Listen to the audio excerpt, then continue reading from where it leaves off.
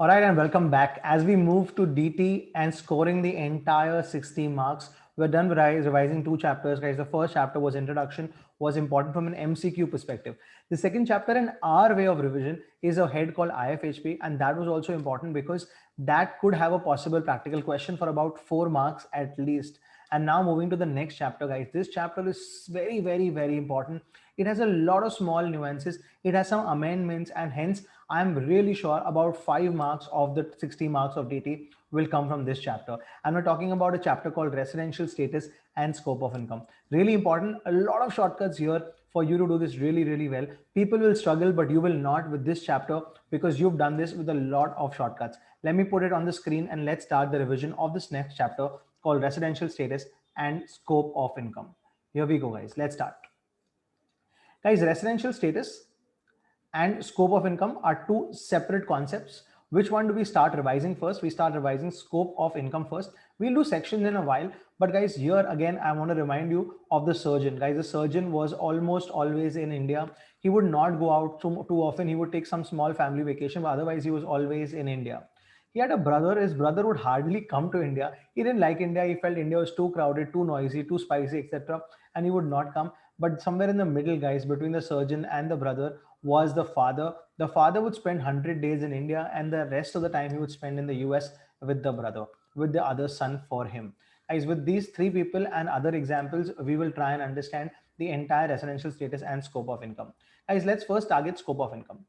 Scope of income matters actually. Scope of income tells you that once you are determined as a resident, guys, once you are a resident, that means once you are tagged as a resident for that year, all global incomes are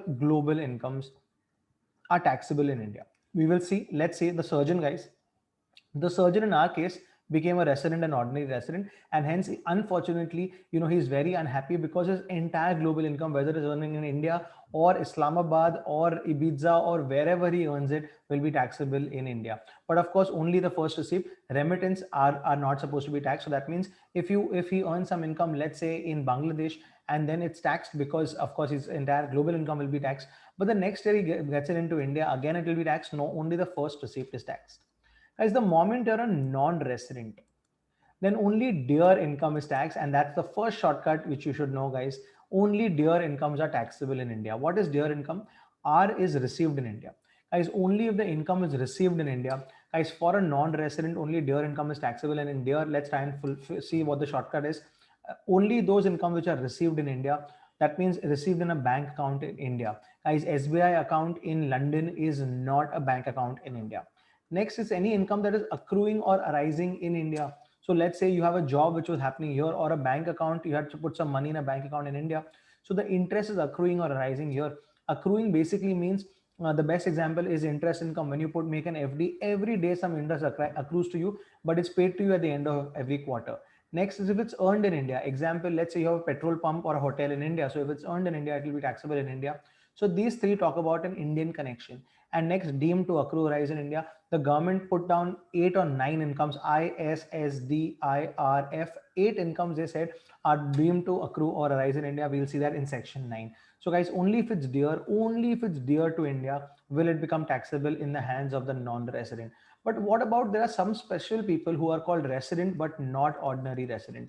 These are residents, and even these are residents, but they are not ordinary residents. Now in that case, guys, they are very, very similar to non-residents, only being one difference, that is income which is outside India. Any income outside India but controlled from India. So that means let's say you have a hotel in UK but you're controlling it from India. That kind of income is taxable in the hands of RNOR but not taxable in the hands of the non-resident. So this is the only difference between a RNOR and an NR. So you can think of RNOR as to being very close to an NR, of course, but they come under the category of resident. This is a resident. This is also a resident. All right, so now we've understood the scope of income, guys. Please understand remittances are not to be taxed. Only the first receipt is to be taxed always. That's the scope of income. Guys, this scope of income is under section 5. So we're done with one section called section 5. Please remember DEER incomes and the deemed income as well. Let's move ahead, guys, to the next section, that is section 6. This talks about the next part of the chapter, which is called residential status. How do we know whether a person or an individual HUF company or any other person is a resident or not a resident, that is residential status. And it has 4 parts. Let's talk about the first part. The first part talks about individuals and it's given in section 6 subsection 1. For individuals, guys, let's say the surgeon, the father, the brother, they're all individuals. For individuals, you have to check their stay in India, and for that there are some conditions. So for the basic condition 1, and the symbol remains the same, guys. Remember, basic condition 1, in the previous year, that means the year we are in, is your stay greater than or equal to 182 days? If your answer is yes, then welcome to the world of residence because you've stayed a lot in India. But if your answer is no, we won't give up. We will go to the next basic condition 2. But while you go to the next basic condition 2, stop and ask yourself, who is it not applicable to? It's not applicable to 2 sets of people. So those are exceptions to basic condition 2. I'm writing the exceptions here. Guys, first is an Indian citizen who has left India for employment or for joining a ship as a crew member during the year he should have left. And next, guys, the exception is a person of Indian origin or an Indian citizen who is visiting India. So, guys, Junior Vijay Malia's son, that is Siddharth Malia, and Nirav Modi's son, that is Junior Modi, who are coming to India and visiting India. For those people, the second basic condition does not apply. So for everyone else, the second basic condition, the surgeon, the brother, the father, basic condition 2 applies. So let's check the basic condition 2. Basic condition 2 says in the previous year, if your stay in India, the symbol is same, is greater than or equal to 60 days, and it has 2 parts, and in the last 4 previous years, so not this previous year, not 2021, before that 4 previous years, if your stay in India is greater than or equal to 365 days. If this answer is yes, welcome to the world of resident. If this answer is no, you'll become a non-resident. Guys, the government wants you to be a resident because that way they can tax your entire global income. All right, guys, basic condition 1 and basic condition 2 satisfied. This will give you the answer whether you're a resident or a non-resident. If you're a non-resident, life is easy. You go back, and this brother was a non-resident because he didn't stay too many days in India. So there's no further questioning for him. But if you're a resident, then there are 2 further additional questions for a resident. Let's see additional condition 1 and additional condition 2. Ask both the additional conditions to everyone. Now, additional condition 2 and 1 and are in flashback mode. The first one says in the last 10 previous years. So not this year, not 2021, before that 10 previous year, were you a resident in greater than or equal to 2 years? That means, were you a resident for at least 1 year? Resident means ROR, RNOR doesn't matter. And next, guys, in the last 7 previous years, was your stay in India greater than or equal to 730 days? If your answer to both is a yes. Guys, why both? Because the government doesn't want to unnecessarily make you an ROR. If your answer to both is yes, you become a ROR. And even if your answer to 1 is no, the government, guys, makes you an RNOR. Again, I repeat, if answer to both is yes, only then, because, guys, ROR is a very dangerous place to be. Your entire global income is taxable, and hence the government has to be very sure. So unless your answer for both is yes, they cannot make you ROR. Guys, all the symbols are the same. Guys, there are 2 amendments here in the Finance Act 2020, hence residential status becomes very important. The first amendment says that if you're Siddharth Malia or Junior Modi, that means if you're a person of Indian origin, who's a person of Indian origin, anyone whose parents, grandparents or great grandparents were born in India or undivided India, like they said Siddharth Malia's father, that is Vijay Malia, or his grandfather or great grandfather were born in India, including undivided India, or an Indian citizen, but your income is greater than 15 lakhs. Guys, your Indian income is greater than 15 lakhs. Indian income means those income which are earned in India, dear to India. If that is greater than 15 lakhs, then the basic condition 2 will apply, but 60 days will be replaced by 120 days. That means the entire second basic condition 2 is the same, but 60 days replaced by 120 days. And if you satisfy that, then you'll be a RNOR, not a ROR, only an RNOR if this condition satisfies. And next, guys, second one was given a section name called section 6(1)(a). And in that case, if you're an Indian citizen, not PI, only Indian citizen, having income greater than 15 lakhs and no other country taxes you as a resident. If you're not a resident in any country, then India will tax you and we will make you an RNOR. So both them, common things is both are RNOR. Both are for those people who earn above 15 lakhs of Indian income. The not common thing is one is only for Indian citizen, one is for PIO and Indian citizen. All right, that, guys, ends 6.1. Let's go to 6.2. 6.2 section is only and only for HUFs. That means Hindu undivided families, whether they are resident or non-resident. 6.2 talks about control and management. That is where the main decision, not every decision, main decisions are taken. So you have to check that. And if that is partly in India or fully in India, that means there is any Indian connection, then it's a resident. If there is no Indian connection, that means everything, all the decisions happening abroad, then it's a non-resident. But guys, this is not enough. If you're a resident, again, you are bifurcated here between ROR and RNOR. The same two additional conditions, flashback mode of 10 years and 7 years, but this time they're asked to the Karta. Guys, please remember, control and management means not only decision taken by Karta, but anyone who has control and management in the HUF. Next is 6.3. 6.3 talks about companies.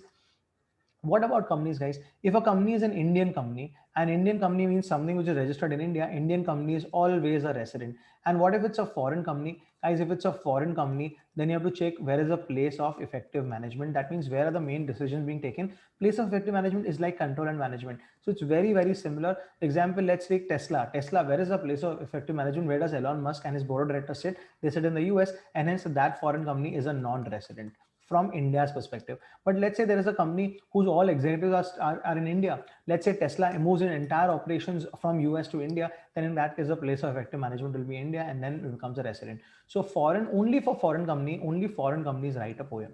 And next 6.4, guys, is for all others. That's my favorite. And for all others, guys, it's the same concept. It's the same concept like 6.2, that is control and management. So why didn't they put it in 6.2 only? Because here, guys, in control and management, in others, there is no ROR and RNOR. It is only whether you're a resident or a non-resident. If the control and management is partly in India or fully in India, that means there's an Indian connection, then it is a resident. If the wholly outside India, then it becomes a non-resident. There is no further bifurcation here. Guys, that's the end of section 6. Let's move ahead, guys. Section 6, residential status, scope of income done, 5 done, 6 done. Let's talk about the other sections. Guys, section 4 talks about charging section. That means those incomes which are supposed to be taxed under section 5 will be taxable under section 4 as per the rates applicable in that year. Section 5, of course, we've just discussed scope of income. Section 6 is residential status. 7 we will see ahead in some other chapter. 8 is when is dividend tax, guys. We have already seen IFRS, so I can do this with you right now. Guys, in case of dividend, if it's final dividend, then it will be taxable in the year it is declared. FD is a shortcut, and if it's interim dividend, then it is taxable in the year when it is received. IR, one of the shortcuts you should remember. And next, guys, is section 9. Section 9 talks about deemed income, those 8 incomes which are honestly not always taxable in India, but the government takes those incomes and put them into India and gives India the right to tax it. Let's discuss section 9 very, very quickly. Guys, for section 9, the main keyword is ISSD IRF gift. This is honestly a gift for you so that you will never forget section 9. Section 9, the first one, I, is income. Income from a business connection. Who's a business connection? Business connection is someone who's a dependent agent, guys. The Thai resort, remember, had an agent in India, and whenever you wanted to do a wedding in India, from India, Indian couples wanted to do a wedding, the Thai resort had an agent in India who would send those couples to Thailand to get married. Guys, in that case, the dependent agent. And you have the authority to conclude contracts. Even if you can't conclude contracts, you can negotiate contracts. You secure orders. You hold goods for them and you sell a supply to them. All these make you a business connection. But guys, what if there is a business connection? Then only those incomes that are attributable to that business connection in India will become taxable in India. Plus, guys, another income from a property or an asset situated in India, like a petrol pump in India, etc., will also be taxable here. And a capital asset in India, like a land in India, which you sell, even that will be taxable. Guys, section 9 is only and only seen from non-resident perspective. Why not from resident perspective? Because for a resident, everything is taxable in India. All global income is taxable in India. That is the first one, guys. This is section 911. Next, guys, so I is done. Next, look at S, guys, section 912. Let's look at S, section 912. This is the metro, Japanese employees who had come for the metro here in Bangalore or in Mumbai or wherever in India. And when these Japanese metro guys came, they rendered services in India and they earned some salary. Now, whether it's taxable, Japan said no, they did work in Japan, they did drawings, etc. in Japan. India says no, they done work in India. So there was a debate. So India says that this non-residents earning in salary income from services rendered in India will be taxable in India. That is section 912. Next one also done, guys. Next is section 913, again salary. But this time, guys, the payer is Government of India. And they are paying to Indian citizens. These are peculiarities. The Government of India pays to Indian citizens abroad. And when, example, French, Indian embassy in France, when we are paying a salary plus allowances, 7 allowances, if you remember, then guys, this salary is taxable, because the line is I tax my people, you tax your people. So the government of India will want to tax these Indian citizens abroad under section 913. Why 913? Because actually this money is received abroad. It's received abroad, it's earned abroad, accruing abroad. So how can we tax it? So under deemed 913, we tax it. But of course, allowances are exempt under section 10(7), which you will see in the next chapter. Next, guys, this one is done. Next, 914. Guys, 914 is dividend from an Indian company. In case dividend from an Indian company, guys, if Reliance Industries declares a dividend, where who gets to tax it? Of course, India gets to tax it, because it's coming from an Indian company. 915, 6, and 7, IRF. Interest, royalty, and fees for technical services. Who is earning this? Guys, in our example, it was Tesla. Tesla had given a loan to the government, to Reliance, and to Walmart. That means to Government of India, to a resident, and to a non-resident. They had given a loan for which they were earning interest. They had also given technology for which they were getting royalty, and they'd also given some technical services for which they were getting fees for technical services. All these were earned by Tesla in the US, that is a non-resident, whether it will be taxable in India or not. Anything paid by the government, you don't have to check the usage also. This will always be deemed to accrue or rise in India. If paid by a resident, then it has to be used in India, check usage. And if also paid by a non-resident, check usage. So in these two cases, check usage. Only if they're used for a business or profession or an income generating activity in India, only then it will be deemed to accrue or rise in India. And the small exception is that in case of money, guys, in case of money used by a non-resident like Walmart, if it's used for business and profession, great, but for income generating activity, then it's not deemed to accrue or rise in India. Example, if Tesla gives a loan to Walmart, and Walmart, instead of putting it to business, buys shares from that, or buys debentures from that, or makes an FD from that, then that income, that interest is not deemed to accrue or arise in India. I hope this is understood, guys. All right, and so that ends I, R, and F. Next is gift, guys. Gift given, that is 918. That's the last one that's recently added.